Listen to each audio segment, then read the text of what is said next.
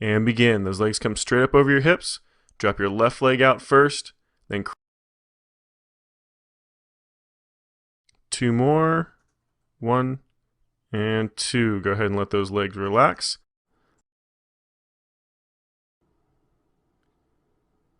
And begin. Crunch up and try to rotate those shoulders sideways. You want to try to get both those shoulders off the ground as best you can.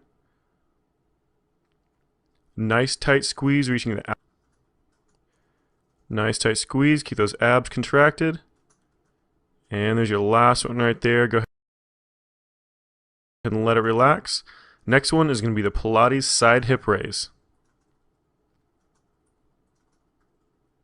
Almost done. Just one more. And let it relax. And begin.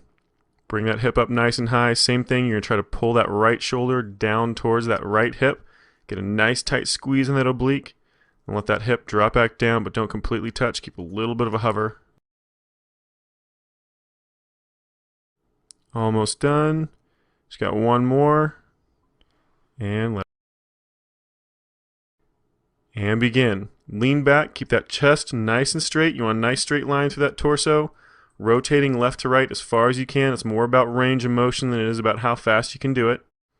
Now for the easier version, you can keep your feet on the ground just like we're doing here.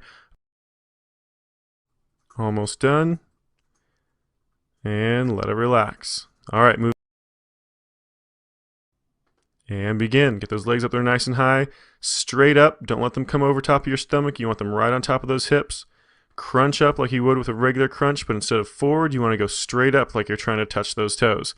The higher you get up towards those toes, the more those abs are going to have to work. Almost done. Just one more. And let it relax. And begin. Go ahead and get up in that push-up position. Nice straight line from your shoulder all the way down to your ankle. Alternating legs, lifting one then the other. Try to keep those hips as stationary as possible.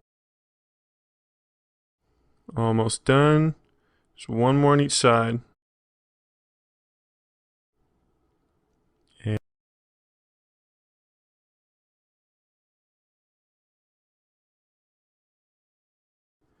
And begin. Bring those hips up nice and high off the ground. You want to try to keep a nice straight line from that shoulder all the way down to that ankle. Then alternate those legs, trying to keep those hips up nice and high. Trying to not to let them swing left to right as you switch those legs. One. And let those hips drop.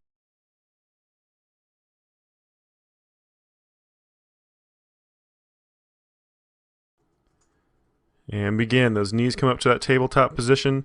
90-degree on that knee, 90-degree on that hip. Make sure that knee is directly above that hip joint, doesn't come in any further over top of that stomach. Then nice and slow, alternate those legs. We're almost done, just a few more repetitions. And there's your last one right there. And go ahead and let it relax. And begin. Come up onto that tailbone. Tuck those knees in nice and close to your chest as you crunch forward. And then lean back, nice straight back as you kick those legs out away from you. Those hands back behind you, they're there for a little bit of support. If you want to make this exercise more difficult, 2 left.